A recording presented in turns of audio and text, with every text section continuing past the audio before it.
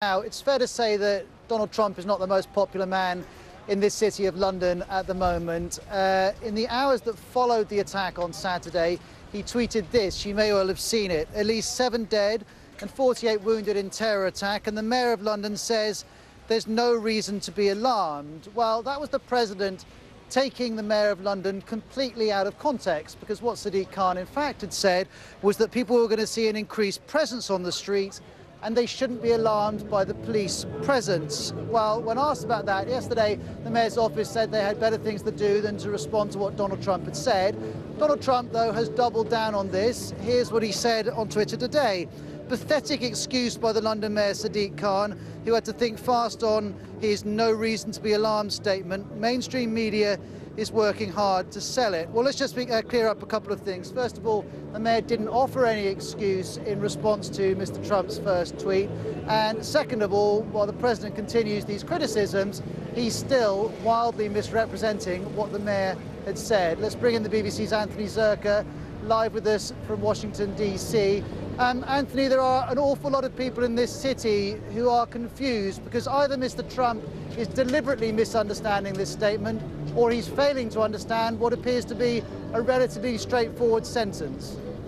Right, exactly. And during the press conference today at the White House, Sarah Huckabee Sanders, the deputy press secretary for Donald Trump, was asked about this. And she said that Donald Trump wasn't trying to start a feud with Mayor Khan, and that when he was tweeting about being alarmed, that everyone should be alarmed now at the rise of terrorism. So effectively, she didn't answer the question. She was also asked about whether this Trump's comments were because Mayor Khan is a Muslim, and she said, no, of course not, that's ridiculous.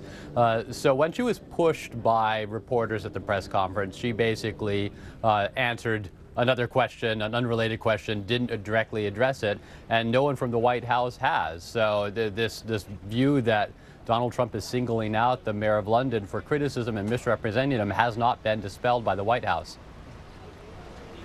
And he was upset about the Mayor of London, but he also seems furious with the Department of Justice and where his proposed travel ban has got to. Just run us through what he said about the DOJ and what you make of it. Right, it's pretty remarkable because the Department of Justice is within Trump's own administration. If you remember how these immigration orders came down at the beginning of Trump's administration, the very first immigration order was fairly sweeping. It wasn't clear whether it applied to people who already had normalized immigration status into the U.S. It made specific mention about an immigrant's religion. That got knocked down by the court, and there was a second immigration order that came out that was more narrowly focused, and that one is the one that's going up through court challenges right now.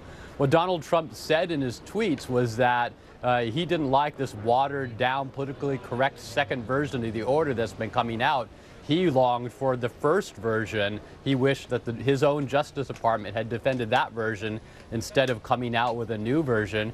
He also took a shot at the court, saying that they're slow and political, and he talked about doing more extreme vetting. So effectively, Donald Trump is criticizing his own administration for policies that he signed off on because he thinks they're too weak. It's a pretty remarkable development. Mm-hmm. Anthony, thank you very much indeed for that update. So that ends this edition of Outside Source on a